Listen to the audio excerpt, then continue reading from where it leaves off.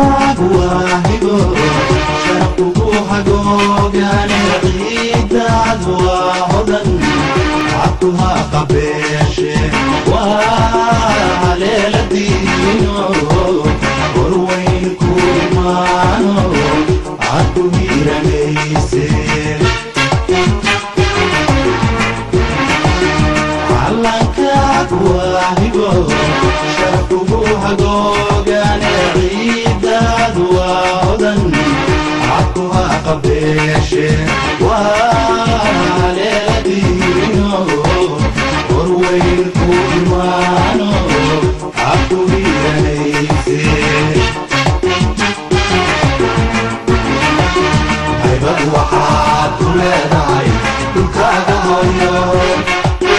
هيبقى وحاد كل داعي دلكاga hooyo وانا لما هراني حللي وحقوقه وانا لما هراني حللي وحقوقه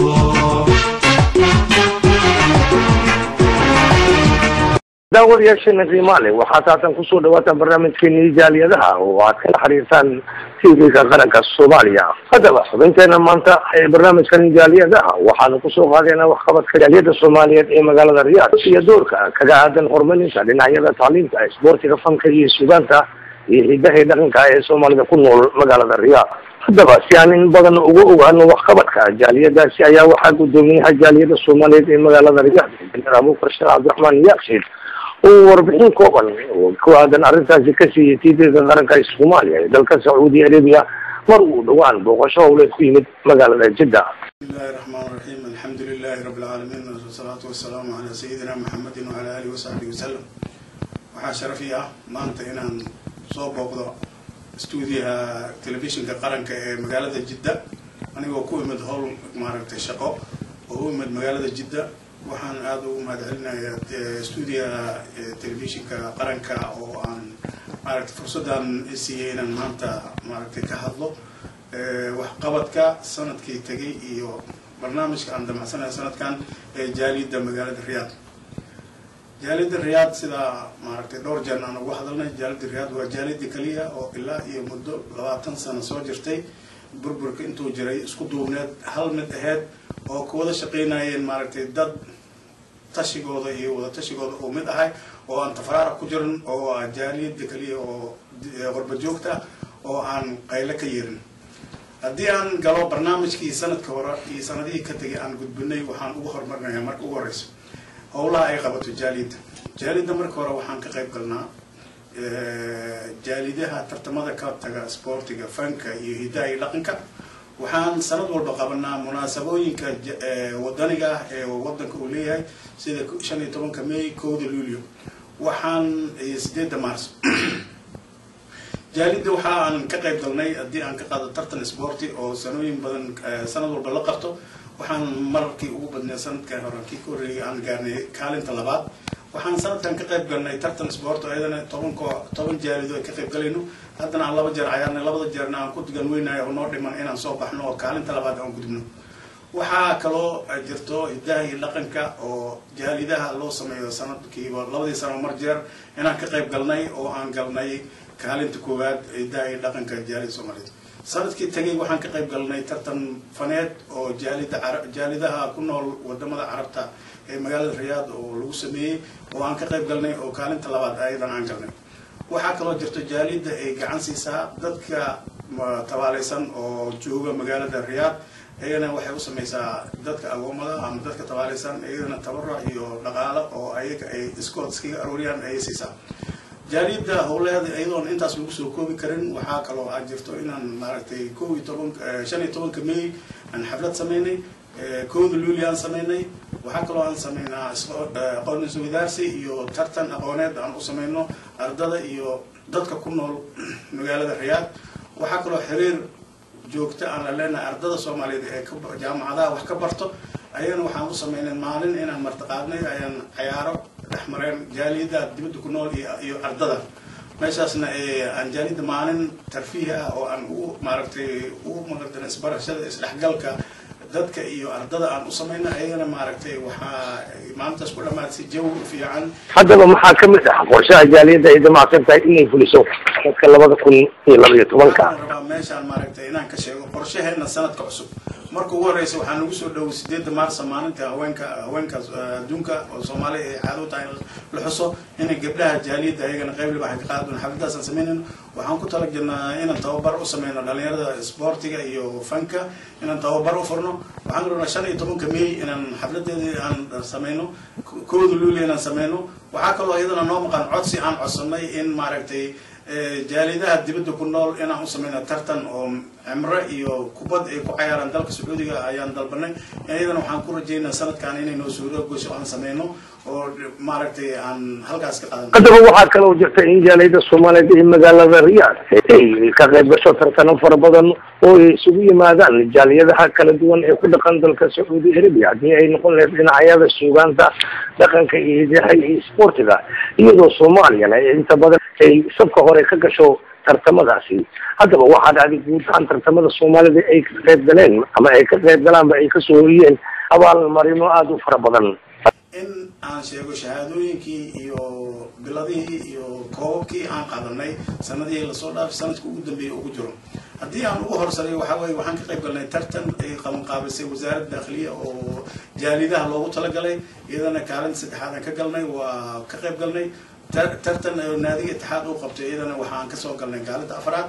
kaalinta labaad waxaan ka galnay tartanka jaaliyaasha oo kubadda kolayga. waxaan kaalinta labaad galnay kubadda cagtaan galnay. kaalinta labaad waxaan ka galnay kubadda kolayga ee magaalada Riyaad. iyadana waxaan haysanaa shahaadooyin. iyo naadiga Hilaal oo tartan noo qabtay jaalida u qabtay iyadana waxaan ka qaybnay kaalinta finalka aan soo baxnay. kaalinta labaad aan ka galnay iyadana kaalin libaax shahaadooyinka iyo arka doontaan aan ka qaadanay. waxaa mudan inaan halkan kusoo xusno oo mar dhow aan ka helnay markuu dhintay wali ahdigii dalka Sacuudiga Amir Sultan oo jaaliyadda Riyaad ee dadku ugu horeeyay oo u diray tacsida oo kaalin libaax ka qaatay oo tacsidoodana matalay jaalidahaas ku nool muqiimiinta ku nool dalka Sacuudiga magacooda aan ugu dirnay. waxaa sharaf noo ah in maaragtay aan dhawaan helnay mahadnaq loogu yimid boqorka dalka Sacuudiga xukumo oo boqor Abdallah bin Abdulaziz Al Saud oo shakhsiyan noogu soo diray magaca jaaliyadda gudoomiyaha jaaliyadda Dr. Abuubakar Sheekh Abdiraxmaan oo loogu mahad celinayo barqeydii iyo maaragtay tacsida aan u dirnay. taasna mar dhow ay soo gaartay waana mahad iyo guul ay usoo hortay jaalidaha ku nool dalka Sacuudiga. jaalida ugu horeysa oo loo soo diray ay tahay oo dadkii magacooda ku hadlay ay tahay. mahaddaas waxaa leh dadka walaalaheena oo jaaliyadda ay kula jira iyo dadka maaragtay ku nool magaalada Riyaad oo gacan fiican iyo wada shaqayn naga dhaxayso iyo safaaradda ayadana gacan wanaagsan siisa mar kasta oo nala taagan howlaheeda oo gacan laga qabato. waxaa ayadana meeshan aad inaan ugu xusno u baahan qaybta jaaliyadda gabdhaha oo ayagana maaragtay dad firfircoon oo wanaagsan oo xafladaha kaalin fiican mar kasta ka qaata oo jecel maaragtay wadanimadana ku dheehan tahay oo mar walbana qayb ka baxdo. guddiga jaaliyadda oo gabdhaha oo ay ugu horeyso gudoomiyaha Maria Nuur Hilowle iyo Xaawo Muuse iyo Maria Dhagacse oo ayagana kaalin libaax mar walba ka qaata. waxaa kaloo jirta gabdhaha inay kaga qayb galaan baraambar iyo gurow tartamada ay ku dhan hidaha iyo dhaqanka ay soo gistaan mar kastana ay kaalin buuxda ka qaataan. waxaa ayadana meeshan mudan in la xuso aabbaha Soomaaliyeed ninka qarannimada ay wadnihiisa ku taal ninka asagoo Sacuudi ah ummadda Soomaaliyeed asagoo yar laga keenay Sacuudi la keenay oo mar dambe ugu dambeysay waagii han noolaatay ku soo barbaaray oo yimid Sacuudiga oo ah nin Sacuudi ah maalin kasta iyo dhibaato kasta wuxuu u maray sidoo Soomaalidu u kaalmay lahaa. wuxuu ugu tabarucay annaga haddana jaaliyadda Soomaaliyeed oo mar walba ugu mahad celinaa inuu na siiyay sar asaga oo leeyahay oo laba dabaq ah. ninkaas oo la dhaho Yusuf Muumin Ciisa oo ku magac dheer Doosari. ninkaas aniga waxaan leenahay aad iyo aad ayaa jaaliyadda iyo ummadda Soomaaliyeed Riyaad aad ay ugu hayaan mar kastana waxaan leenahay maxfalka anaga wax ma tari kar laakiin meel walbaan ka sheegaynaa maxaa yeelay intaas awoodeen. waxaa kaloo anaga jaaliyad ahaan aan siinay bilad sharaf oo ku mutaystay asagoo laba dabaq oo lacag kasta ka heli karo ijaari karo wuxuu ugu tabarrucay soomaalida jaaliyadda iyo shacabka nin kastoo soomaali ah oo qurba ku ah magaalada riyaad gurigiisa wuu seexanayaa wuu soo dhaweynayaa jaaliyadda xafiis uu ka siiyey marka anaga jaaliyad ahaan waxaan siinay bilad sharaf ah oo aad arki doontaan oo aan ugu tabarrucnay bilad sharaf waxaan ummadda iyo dowladda soomaaliyeed u weydiisanayaa ninkaas in la siiyo bilad qaran wadaninimo oo qaranka oo dowladda ay ugu talagasho ay ku abaalguddo maxaa yeelay waa nin meel oo ilaa 200,000 riyaal uu ka heli karo sanadkii Soomaali ugu tabarrucay oo habeen walba Soomaalida ninkii dhibaataysan ninkii jiran ninkan guraysan oo u furaa waxaan rabaa marka inaan ayana halkaan maaragtay ugu mahad celiyo dadkii jaaliyadda xubnaha guddiga fulinta oo ugu horeeyo Dr. Shuaib Hamza waxaa ku jiro maaragtay Idris waxaa ku jiro Maxamed Jaceelo waxaa ku jiro maaragtay guddiga todobada oo guddiga fulinta oo nagu jiray waxaa ku jiro maxaan dadka sportiga qaabilsanay oo ayagana jabbi sportiga bil afgooy Samatar Awees Balaag waxaan leeyahay maaragtay dadkii meel walba hiil hobay la taagnaay waxaan aad u wanaagsan waxa kala jirto annaga hadana jaaliyadda Riyaad waxaan calaaqad fiican la leenahay jaaliyadda iyo dadka sportiga ku nool magaalada Jidda oo aan mar walba xiriir iyo isdhaafsi iyo wada ciyaar aan sameeyno waxaana maaragtay mahad ilaahay macaawa inuu nala joogo nin dhalinyarada sportiga oo magaalada Jidda oo maaragtay kaalin libax markasta ka qaato walaalkeen Cabdikariin Shiiraar Cusuble oo dhinacayga fadhiya oo asagana dadka magaalada ulduloola xagga sportiga عامنا كوا معلنا معلن كراتيدا مارتي كوا مارتي مقالة جدة سبورتنا قبل بحكي كاس مركز المتعاونين دليرنا وحنا جينا مارتي إن كفايز دليرنا كفايز تان علمي جيسا أو مرة وناسنا عن جعلنا إنه دي سوق بدونا علمي جيسي فرسمة وكهندرة وعلينا والله محمد وحكوا عن هالك غير جدة سبورتي عن هو ما علنا محمد شيرار عصابله إسماعيل تيغو مارتي ديسو دليرنا عيارتو أو كبار كولاجا يو مارتي علي باشي وحنا طلعوا شيء عبد الرشيد شكشيو dadkii maaragtay markasta aan ciyaaraha markaan jidda imaado ciyaaraha martaqaado aynu aan celinayaa mahad bayaan ugu celinayaa waxaan leeyahay waxa kale oo rabaa gaar inaan mahad ku celiyo telefishinka qaranka annaga muddo 20 sano ka hor waxaa jirtay telefishin oo dad leeyihiin oo baraagad oo qolo walba mar aan ka qayb gali jirnay laakiin maanta telefishinka wadanka oo qaranka uu leeyahay oo aan rabno inaan maaragtay aad ugu mahad celino oo fursad kasta oo jaaliyadaha iyo horumarka wadanka looga sheekeeyo oo ayaga leeyihiin telefishinka annaga askale shacabka loo sameeyay annagana shacabkan ka midnahay markasta oo munaasabad qaban markasta fursad noo jooga markasta waxaan leenahay telefishinka qaranka baahi weyn loo qabay ayaa buuxiseen meeshiina ka wada waxaan kaloo rabaa maaragtay in halkan mahad iyo maaragtay ugu diro dowladda Soomaaliyeed oo fursadan telefishinkan maaragtay dadka ummadda Soomaaliyeed ka qandhisay si fiican ugu dalaysay ugu horeeyo madaxweynaha jamhuuriyadda Soomaaliyeed mudane Sheekh Shariif iyo ra'iisul wasaaraha mudane Cabdiwali iyo wasiirka warfaafinta iyo waxaan kaloo rabaa anigoo fursadan ka faa'iideysanaya inaan u mahad celiyo xoogga dalka Soomaaliyeed ciidankeena oo maanta maaragtay sumcadda iyo magaca iyo sharafta Soomaaliyeed soo celiyay oo u taagan markasta inay maaragtay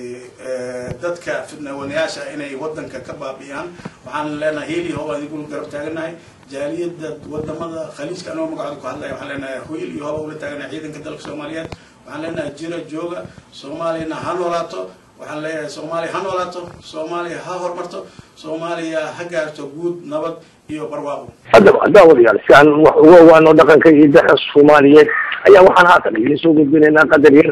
oo muujinaya dhaqanka asaliga ee Soomaaliya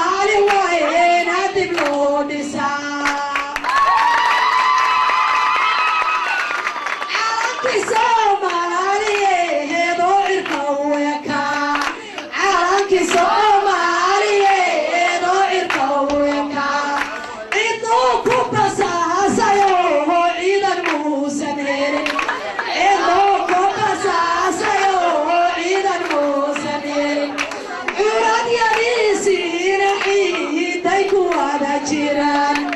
curad yadiisiina ciiday ku wada jiraan ku cabaadayahayo ku cabanhayaa culuma iyo caama soomaliyaho camiran cadaarintaaga rabbi aydin caawiye wadayaasheena qiimaha leh intaasi waxaanu kusoo gabagabeyn barnaamijkeena jaaliyadaha oo aad kala socoteen tvga qaranka ee Soomaaliya inta barnaamijka mid lamid ah dib ugu kulmi doono waa Cali Quus oo idin leh nabad kaliyo haybad waxaad ku leedahay dhulkaaga hooyo haybad waxaad ku leedahay dhulkaaga hooyo wana lama huraane hagalii wax ugu